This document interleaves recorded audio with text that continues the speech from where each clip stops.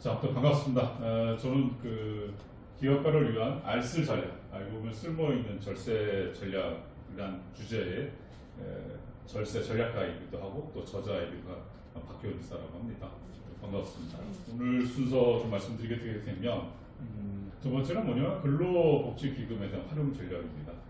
예전에는 그 직원들이 사실은 많이 이렇게 뽑자를 막 뽑았는데 요즘은 사실 직원들을 뽑기가 너무 사실 힘들어요.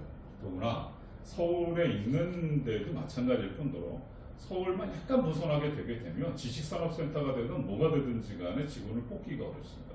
다시 말해서 보면 좋은 직원을 유치하고 그 유치된 직원을 유지를 해야 되는데 그게 할 수 없는 것이 현실입니다. 여러분들이 계신 회사의 중소기업에 있는 대표님들께서도 제가 이 말씀을 딱 드리면서 여러분들 아시겠지만 느끼실 거예요. 아, 맞아. 좋은 직원들을 뽑기도 힘들 뿐더러 있는 직원들도 자꾸 나가는 부분들에 대한 그 유지가 얼마나 힘든 건지, 그래서 그런 부분들에 대한 것을 가지고선 저희가 조사된 자료, 그 다음에 중소기업 중앙회에서 발표한 자료를 근거로 해서 여러분들이 그러한 좋은 직원들을 유치하고 유지할 수 있는 전략으로서 근로복지기금이 어떻게 활용되고 있는지에 대한 것을 좀 말씀드리는 시간들을 가져보도록 하겠습니다. 오케이, 여러분들께서 지금까지는 가업승계 전략 부분들에 대한 것을 또 들어보셨고, 그 들으시는 과정 속에서 여러분들께서 이제 이런저런 생각을 아마 많이 하셨을 거라고 생각을 합니다. 네, 여러분들 좋은 제도가 국가에서도 마련되어 있으니까 그거를 보시고 여러분들께서 생각하시다가 한번 잘 검토해 보세요. 나쁜 제도는 아니라고 생각을 합니다. 굉장히 훌륭한 제도인 것 같아요. 자, 60대, 70대 CEO들이 고민하고 임원진들이 고민한다 그러면 반대로 여기 계신 분들 중에서 아마 회사의 임원들도 계실 거라고 생각합니다. 40대, 50대, 60대 그 중에 임원들 부분들에 대한 거, 또 40, 50대의 CEO 부분들 중에서 회사를 가져가려는데 가장 큰 문제가 뭐냐 그러면 결국은 직원들에 대한 좋은 직원들이 있어야 된다고 하는 거죠. 요즘 애들이 취업하기 힘들다고 하는 부분들에 그러면서도 애들이 취업하기 힘들다, 그것도 한번 생각해 보실 필요성이 있을 것 같아요. 그러면 왜 애들이 좋은 회사를 자꾸 이렇게 대기업만 들어가려고 하는지, 그러지 않은 회사는 안 들어가는지를 한 번 더 보죠. 왜냐면 이걸 이해해야지만 여러분들께서 좋은 직원들을 유치하고 유지할 수가 있다고 하는 것이 여기에 나올 수가 있죠. 노동시장의 이중구조라고 하는 부분들에 대한 걸 좀 말씀드리고 싶어요. 뭐냐 그러면 우리나라의 현재의 모든 데이터를 보게 되면 과거부터 현재까지 변화되지 않는 게 뭐냐 그러면 대기업의 정규직, 대기업의 비정규직, 중소기업의 정규직, 중소기업의 비정규직, 이거 되는 거죠. 이 프로테이지는 바뀌진 않습니다. 전체가 87%예요.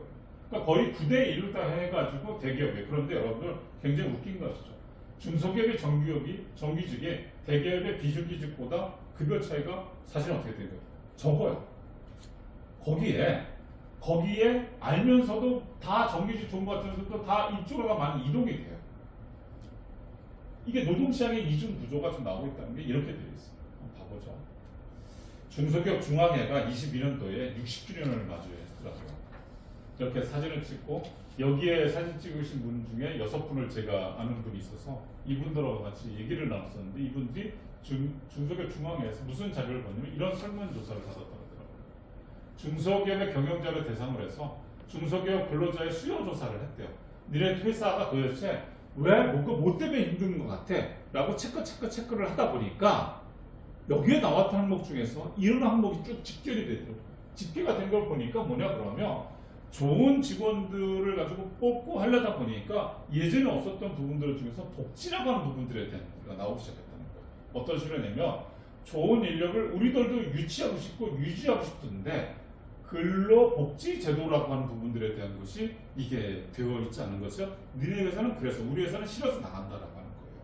뭐냐 그러면 예전에는 말이에요, 밥을 주는 회사가 정말 좋은 회사였는데 요즘에는 밥을 한 끼 주는 회사가 아니라 2끼 주는, 또 2끼가 아니라 아침도 주는 데가 있어요. 이렇게, 그래서 뭐를 먹느냐, 이게 또 나온다고 합니다. 그래서 이런 좋은 인력을 할 때 복지라고 하는 거, 그런 복지에 대한 걸 하려다 보니까 뭐냐면 복지에 대한 예산이 부족한 때가 있다 보니까 이것도 저것도 못하고 있다라고 했다 보니까 당연하게 대기업과 중소기업의 복지 격차가 문제가 됐고, 이 부분들 때문에 직원들이 현재 있는 회사를 잠깐 경력만 쌓고 자꾸 이제 건너가려고 하는 부분들에 대한 것들이 있다는 거죠. 그렇다 그러면 이 부분들에 대한 것을 가지고서 중소기업들을 위해서 국가는 그럼 아무것도 안 해주겠냐? 그렇진 않다라고 하는 거죠. 뭐냐 그러면 이미 92년도에 사내 근로복지기금이라고 해서 근로자의 실질소득 증대, 근로효율고치, 형평성 노사관계를 위해서 근로복지 기본법이라고 하는 부분들에 대한 거를 가지고서 이미 진행이 되고 있었어요. 사내 근로복지 제도를 해라. 그러면 이렇게 하면 된다고 하는 거죠. 그리고 2016년도부터는 둘 이상의 기업이 공동으로다가 근로복지기금을 조성을 하게 되면 공동근로복지기금이라고 해서 해주겠다라고 하는 것이 2016년도에 생긴 거예요. 거기에 관계 법령을 따지게 되기 때문에 여러분들 굉장히 많아요.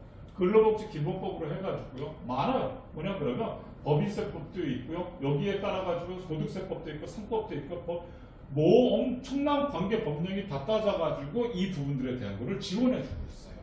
자, 거기다가 또 하나 볼까요? 뭐냐 그러면 공동근로복지, 다시 말해서 뭐냐면 두 개의 회사가 이상이 모여가지고 만든 데가 되게 되면 국가는 이렇게 돼 있어. 그러면 근로복지공단에서 주관을 하는데 고용노동부 근로복지공단 홈페이지에 들어가서 보게 되면 이렇게 돼 있어요. 뭐냐 그러면 중소기업을 포함한 둘 이상의 기업이 공동으로 공동근로복지기금을 설립하여 출연할 경우 그 출연금을 100% 해가지고서 설립한 기업소에 따라가지고서 정부의 지원금을 준대요. 왜냐면 5개소 이상, 미만. 그렇게 되면 3년에 걸쳐서 2억 원까지 준다는 거야. 3, 7, 2, 21. 한 7천만 원 정도 매를 주겠다는 거예요. 5개에서 20개 업체가 된다 그러면 3년에 걸쳐서 5억 원까지를 주겠다는 거예요. 이것도 괜찮지 않습니까? 심지어는 30개 이상의 회사들이 뭉쳐가지고 하게 되게 되면 5년에 걸쳐가지고 20억까지 주겠대요. 그럼 4억 아니에요? 이것도 괜찮은 거예요. 그거를 누가 준다? 국가가 주겠대요. 그러다 보니까 공동근로복지기금에 대한 것이 196개가 2020년도에 있는 거고요. 또 사내근로복지 혼자 하겠다라고 하는 회사를 가지고 숫자를 내보니까 1784개가 있어요.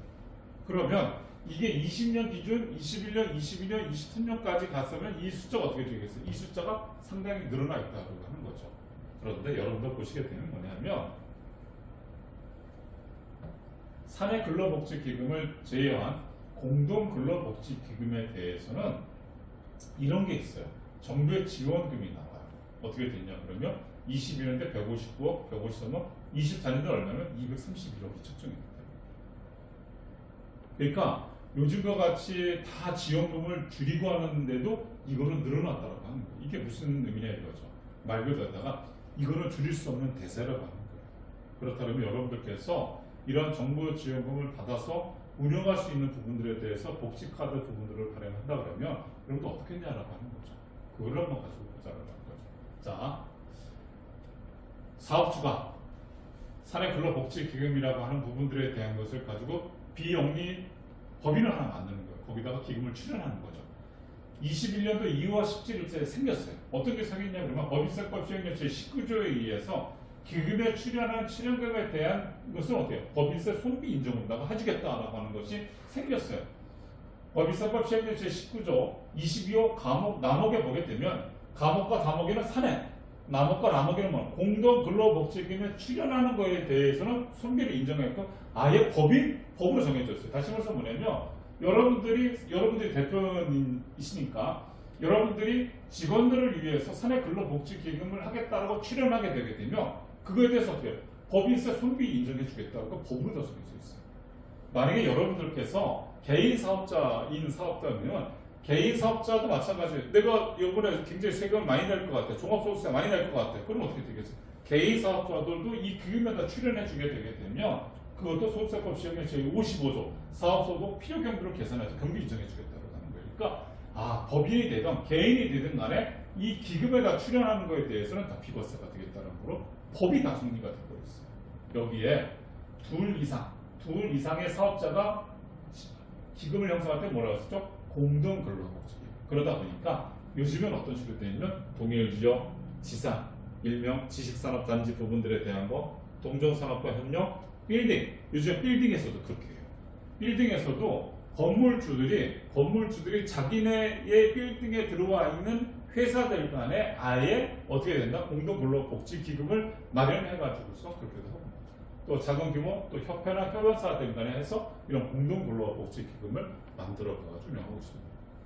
자, 그러면 출연한 부분들에 대한 기금에 대해서 사내와 공동 근로복지기금은 어떻게 되겠어요? 말 그대로다가 주식으로다가 줄 수 있는 배당금, 이거에서 기금에 대해서 은행이라든지 농협에는 이익금 이자가 나오고요. 사내 근로복지기금은 어떻게 돼요? 직원들한테 생활에 대한 안정, 생활에 대한 지원금을 했으니까 대부도 되는 거죠. 집 사고, 집에 대한 거 뭐 전세할 적에도 이거 대부를 해줄 수가 있고, 직원들이 내는 이자도 대부이자도 들어올 수가 있죠. 이런 거를 바탕으로 해서 누구한테 준다? 직원들한테 지원해 준다라고 하는 거죠. 그런데 직원들은 받으면 어떻게 돼요? 월급이 올라가는 형태가 되지 않습니까? 그럼 세금을 더 내야 되지 않겠습니까? 그런데 기본적으로 내려주는 부분들에 대한 상속 증여세법 시행령 35조에 의해서 소득세 증여세가 비과세돼요. 아, 그러니까 4대 보험에도 영향이 미치지 않는다. 그러니까 직원들도 받아도 너무나 좋은 거예요. 그 직원들이 받아서 너무나 좋은 거에 대한 거는 이자 수차적으로다가 말씀드려보도록 그렇게 하겠습니다. 수혜자의 항목 부분들에 대한 거를 좀 보도록 하죠. 수혜자의 항목 보게 되게 되면 누가 받냐면 재직중인 근로자예요. 재직중인 근로자가 받게 되어 있고요. 사실상의 근로자인 임원이 또 받아요. 누구냐 그러면 대표이사의 자녀들 중에서 왜 대리 과장급 중에 들어와 있는 데 있잖아요. 그런 친구들이 사실상의 근로자라는 거고 있고, 회사에서 뭐 전무 뭐 부서장 달고 있는데 4대 보험 들어가고 있는 사람들 있지 않습니까? 그런 사람들은 결과적으로 급여 생활처럼 되거든요. 접니다. 계약자, 아르바이트, 임시직원, 현장 근로자 다 됩니다. 더 하나 뭐냐면 정관의 규정이 있게 되게 되면, 정관의 규정만 있다 그러면 근로자의 배우자 가족들까지 될 수가 있어요. 그러면 근로자 배우 가족 사망한 근로자 유족들한테까지도 어떻게 된다? 이거를 가지고 혜택을 볼 수가 있게끔 만들어줄 수가 있다는 거죠. 어디? 정관의 규정이 있다면, 정관의 규정이 있다. 그러면 어떤 혜택을 있는지 보죠. 근로자 주택 구입했을 적에 아까 얘기했던 것처럼 무주택 근로자 했을 적에 주택에 대한 대출도 된다 그랬던 거죠. 하시면서 저도 제 생활안정 부분들에 대한 거 장학금도 주는, 근로자 자녀들의 초등학교 입학금 부분들이라든지 장학금, 입학금도 준다는 거예요. 오늘이 바로 그런 날이겠죠. 그렇죠? 그래서 사내 근로복지기금이 되어 있는 회사, 공동 근로복지기금이 되어 있는 데는 오늘같이 이렇게 입학식하는 날 말 그대로다가 어떻게 되겠어요? 장학금 나가고요. 다 그렇게 해서 지출이 된 겁니다. 그래서 이런 부분들에 대한 것이 오늘 그런 부분들을 볼 수가 있겠는데, 오케이. 재난구호품에 대한 재난구호품 여러분들 간단합니다. 뭐냐 그러면 코로나 같은 때 있을 적에 복지기금이 되어 있는 대기업이 왜 중소기업보다도 애들이 대기업으로 가려고 그러면 대기업에서 코로나 걸렸었던 직원하고 중소기업에 걸렸을 때 코로나 때 명확하게 차이가 났어요. 왜? 코로나 걸렸을 적에 대기업에는 어떻게 되냐면 복지기금에서 왕창 내려갔거든요. 뭐 치약 세트부터 뭐 소독제 해가지고 왕창 내려간 거. 그거는 어떻게 된다? 재난구호품에서 복지기금에서 할 수 있게끔 아예 들어가 있는 항목이었거든요. 그러니까 이런 부분들에 대한 거였고요. 그 다음에 근로자의 날 행사, 그 다음에 체육 문화 행사라고 하는 거 말씀드려보죠. 이건 뭐냐면 여러분들 요즘 야구 같은 거 많이 하지 않습니까? 그죠? 뭐 야구나 농구 이런 거 했을 적에 사실은 누구나 하면 가거든요. 어떤 거 가져가다? 근로복지 카드 가지고 가거든요. 여러분들 여성분들 같은 필라테스 요즘 많이 하지 않습니까? 필라테스도 마찬가지로다가 다 하거든요. 근데 예전에 자기 돈 내고 가서 했지만 요즘에 누가 필라테스를 가지고 자기가 합니까? 근로복지기금이라든지 공동이라든지 사내 공동이 되면 회원사 간들 간의 직원들이 강사를 불러요. 요즘에 대것만 해가지고. 그래가지고 대관한 다음에 부르게 되게 되면 다 온라인상에서 결제하잖아요. 그럼 와가지고 딱 시간 맞춰가지고 합니다. 회사 같은 경우에서 어떻게 돼요? 남자 직원들 같은 경우는 남자 직원들도 오라고 해가지고 같이 필라테스 회사에서 하죠. 받으러 가는 게 아니라 다 이런 것들도 마찬가지 체육 문화 되는 거예요. 근로자 복지 부분들에 대한 이런 거 다 되는 거예요. 여러분들 출장 가면 있잖아요. 지방에서 요즘 서울 올 때 서울에 이거 비싸잖아요. 불안하잖아요. 그러니까 요즘에는 저 부울경, 부산, 울산 이쪽에서 서울 쪽에다가 어떻게 되냐면 아예 이런 부분들에 대한 거로 해서 기숙사를 마련했어요. 그래서 출장 와가지고 하죠. 그 출장 오는데 출장자들이 기본적으로 1, 2층 하고요. 4, 5, 6, 7층은 누구냐면 애들, 자녀들 있지 않습니까? 그 자녀들 중에서 학사라고 해가지고 애들이 서울로다가 유학 오는 애들이 걔들이 사용할 수 있게끔 그렇게도 마련해주고 있어요. 그러니까 이런 부분들에 대한 것이 다 법으로다가 다 되어 있어요. 그래서 여러분들께서 이런 부분들에 대한 제도를 합니다. 복지물의 사례 중에서 제가 이거는 하나 했어요. 왜냐면 최근에 그 여기서 핸드폰을 구매를 한 사람이 있었어요. 근데 복식 포인트 가지고선 여기서 사다 보니까 갤럭시 24가 우리가 180만 원, 200만 원 가는데 이번에 새로 나온 게 울트라 보니 그 정도 가죠. 그런데 여기 가니까 삼성 거라고 아예 100만 원밖에 안 되더라고요. 그러니까 복지 포인트에서 이거를 여기서 써가지고 핸드폰을 사고 유심칩만 갈아 끼고 하니까 되더라고요. 여기에서 참뭐 여기는 뭐 워낙 잘 돼 있는 거 아니겠습니까? 이런 것처럼 중소기업 기업에 있는 직원들도 마찬가지 그런 걸 원한다라고 하는 거죠. 설립에 대한 합의 부분들에 대한 것부터 시작해서 고용노동부에 대한 자료를 보여드려서 쫙 이렇게 순서가 나옵니다. 그런데 이 순서 부분들에 대한 거를 가지고선 다 저희가 해보니까 설립 합의, 준비위원회 구성, 준비 개정, 정관 작성하고 사업계획 작성하고 감사 선임 추진을 결정하는데 이거 걸쳐서 보통 3주 정도 걸리더라고요. 3주 걸리고요. 사내도 마찬가지 그 정도 걸리고 사내는 좀 빠르겠죠. 고용노동부 지방청에다가 설립 인가 받고 수령한 다음에 그거를 가지고 설립 등기를 또 내는데 3주 이내에 내게 돼 있어요.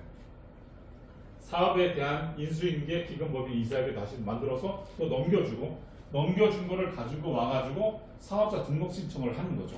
거기에다가 또 말 그대로 부가세를 발생시키는 수익 사업을 할 것이냐 안 할 것이냐로 또 결정되게 되면 고유번호증 발급을 할 것이냐 아니면 사업자 등록증을 할 것이냐 이거에 대한 결정도 해서 법인의 명의를 개설하고요. 또 출연금을 다 송금 받아가지고서 이제 딱 시작할 적에 뭐냐면 복지카드를 만들게 되죠. 복지카드라고 하면 여러분들 너무 어렵게 생각하시는데 요즘에는 복지카드가 너무 잘 되어 있어요. 그 다음에 이렇게 되어 있어요. 뭐냐 그러면 요즘에는 목걸이로다가도 많이 되어 있지 않습니까? 그런데 그대로 보여드리게 되면 이렇게 되어 있어요. 복지카드가. 그래서 복지카드가 일반적인 그냥 카드처럼 이렇게 생겨가지고서 이렇게 되어 있고요. 이 복지카드를 가지고서 전 사내면 그 회사, 공동이면 어떻게 돼요? 전 있는 회원사 부분들에 대한 거를 가지고서 다 해가지고 합니다. 그런데 이 시간이 오래 걸리지도 않아요. 전산으로다가 다 원격으로다가 해가지고 1, 2주 엑셀 파일로 직원 넘겨주게 되게 되면 전산으로다가 다 처리를 해가지고 다 맞춰줍니다. 그래서 오케이 되면 기금법인 운영하는 거고요. 요게 나오게 되게 되면 요거에 따라 가지고선 잠시 후에 다시 한번 보여드리겠지만 운영식하고 결산되게 되면 고용노동부 지청에 6년도 3월달 회계 기준을 어떻게 맞춰내에 따라 가지고서 마감되는 이후 3개월 내에 고용노동부 지방청에다가 신고하면 되는 겁니다. 그래서 요거 신고하는 분들까지 다 세팅 시키는데 보통 한 3개월 정도는 걸리더라고요. 3, 4개월 정도 부분들에 대한 거 그것을 가지고서 이렇게 하시면 됩니다. 자, 그럼 복지카드 두 분들에 대한 거를 가지고서 잠깐만 좀 말씀드려보게 되면 왜냐하면 걱정 안 하실 때 이정됐어요. 실질적인 사업주의 입장에서는 실질적인 임금 인상에 대한 효과가 있어요.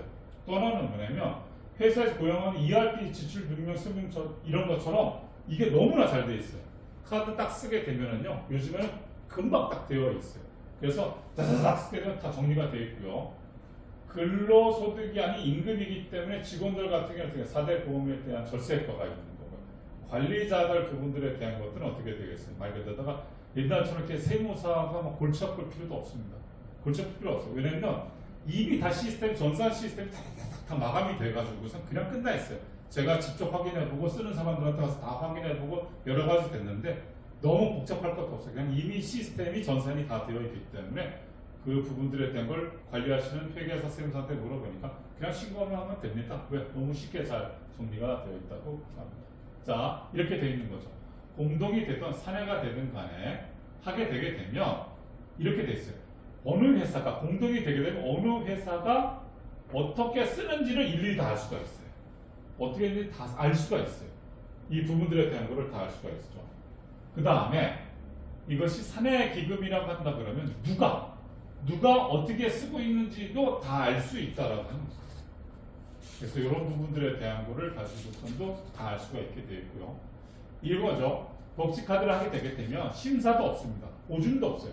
서류도 없고요. 뭐 한도도 없어요. 단지 회사에서 엑셀 파일로다가 누구 과장 전화번호 뭐 입사 경력 해가지고 체크만 해주시면 됩니다. 그렇게 되면 요거 가지고선 발급을 해드릴 적에 이렇게 규정이 되는 거죠. 뭐냐면 예를 들어서 예를 드는 겁니다. 자기 개발비 전체 신청한 직원들에 대해서 도서, 헬스, 학원 이런 거 해서 한 대 50만 원 넣어주겠다. 넣어주세요. 그럼 들어오면 되는 겁니다.